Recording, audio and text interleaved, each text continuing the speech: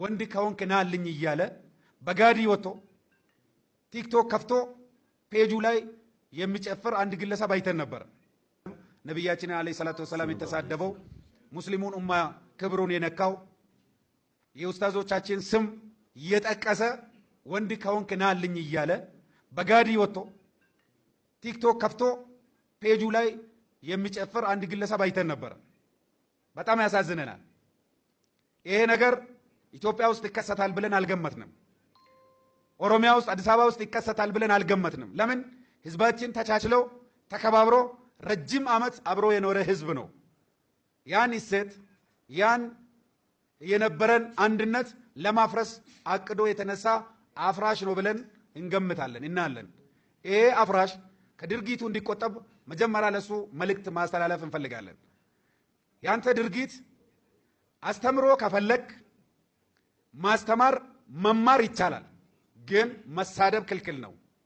አንተ የራስህ መብት የምትፈልግና ሃይማኖትን የምታከብር ከሆንክ የሌላ ሰው ሃይማኖት ማክበር ግዴታ ነው። ሁሉም ሃይማኖት የሚስማማበት አንድ አንቀጽ አለ። እሱም ምንድነው? ሁሉም ሃይማኖት የትኛውም መጽሐፍ ውስጥ ያለው ላንተ የምትወደውን ለሌላ እስከምትወደው ድረስ አላመንክም ይላል። ለራሲ በሰላም መኖር ሃይማኖት እንዲከበር ከፈለክ እንደዚሁም የሌላ ሰው ሃይማኖት ማክበር አለበት።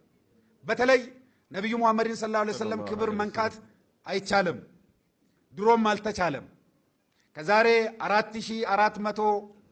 1400 ምናምን በፊት 46 በፊት የሞከሩት አንዳንድ ሰዎች ነበሩ።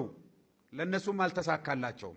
የሳቸው ክብር ምድር ላይ ብቻ ሳይሆን ሰባቱ ሰማይ በላይ አልፎ የጅብሪልን ወይም የገብርኤልን የመላእክቶች አለቃ የሆኑት የሳቸው ክብር በላይ ከሰባት ሰማይ በላይ አላህ የሳቸውን ክብርና ቦታ ከፍ አድርጓል። ዛሬ በአንድ ግለሰብ ስም ስማቸው ወይም ክብራቸው ዝቅ ማለት አይችልም። አላህ ይጠብቃቸዋል። ግን ዛሬ የነብዩ ሰለላሁ ዐለይሂ ወሰለም ስም ብቻ ሳይሆን የኡስታዞችንም ስም እያነሳክ የሙስሊሙ ኡማ ክብር እየነካክ አንድ ሃይማኖት መንካት የራስን ክብር የአገሪቷን ክብር መንካት ነው። ሙስሊሙ ኡማ ብሎ ማለት ችሎ የኖረ ህዝብ ነበረ። ብዙ ዓመት ችለዋል።